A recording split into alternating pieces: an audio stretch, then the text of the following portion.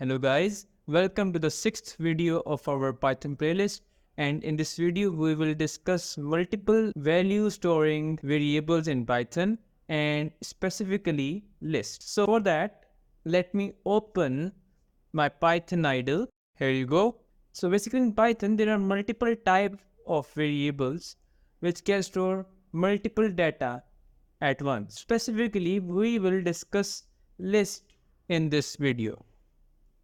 To define a list, we have to write equal to the hard brackets. So the difference in Python list and an array is that in an array, the data type is always same, but in list, the data type can differ.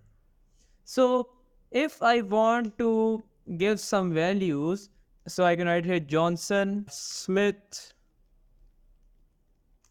Taylor, and not only that, I can also write 23 over here, 2.46 over here, and false over here. So in Python, basically, in Python list, we can store any type of data. So if I want to print this, I can just write print items. So let me run that now. So you guys can see Johnson, Smith, Taylor, 23, 2.46 and false is printed.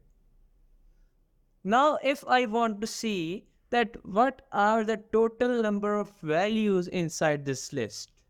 So for that, what we have to do, we have to use a len function. This gives the length.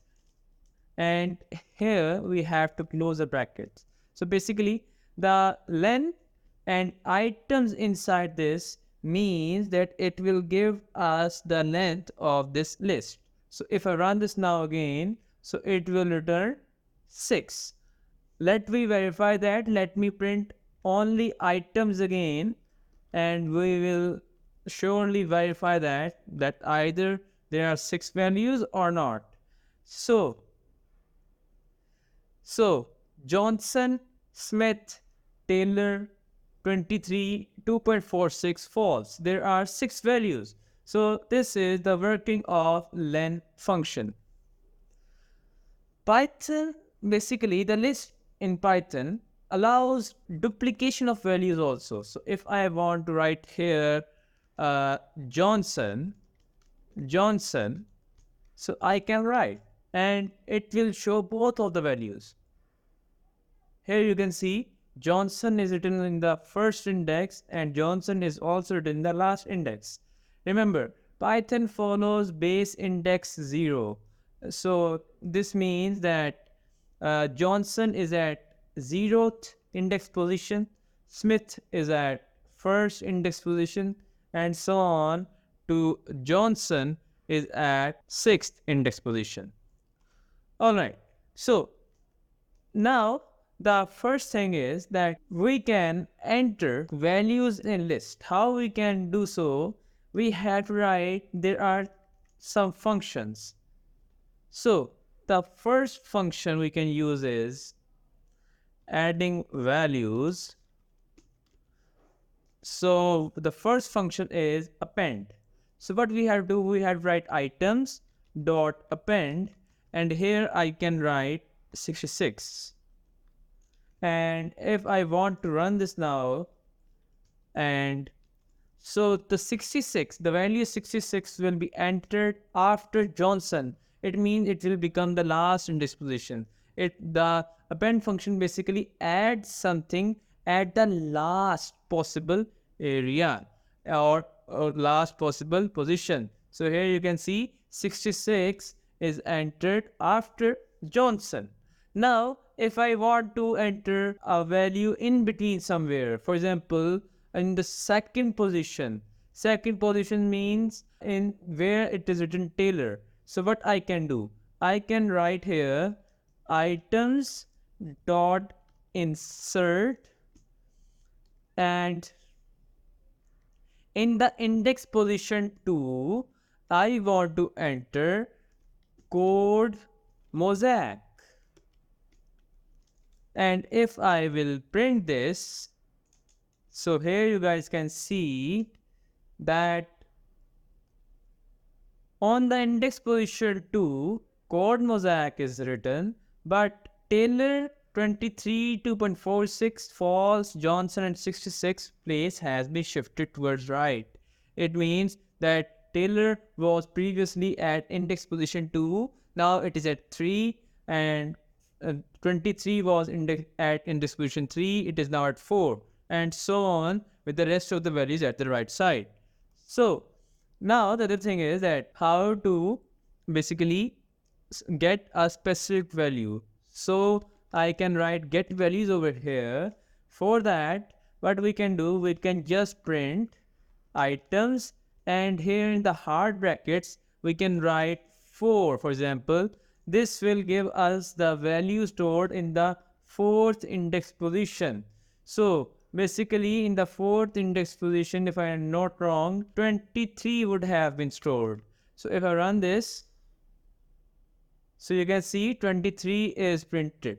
So I can also print over here value stored in index 4. Right?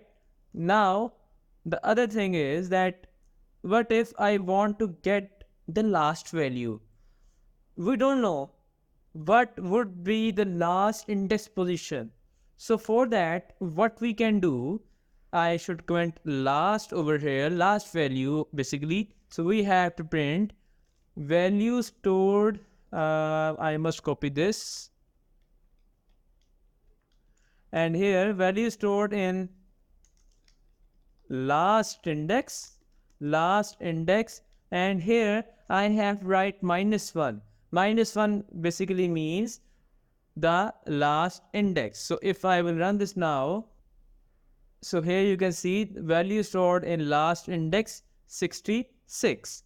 All right. Now if I want to see the second last value, for that hash second last. So for that I have to second last. So for that I have to just replace -1 with -2. So if I will run this now, so you can see Johnson is printed now.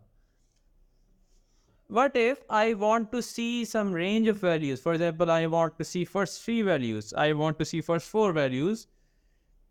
So for that, what we can do, hash range values. So for that, what we can do is that we have to print items, and here we should enter the first index. I must write it over here as a comment, right? And here we should write items. I am commenting this so that you guys can understand the starting index, closing index.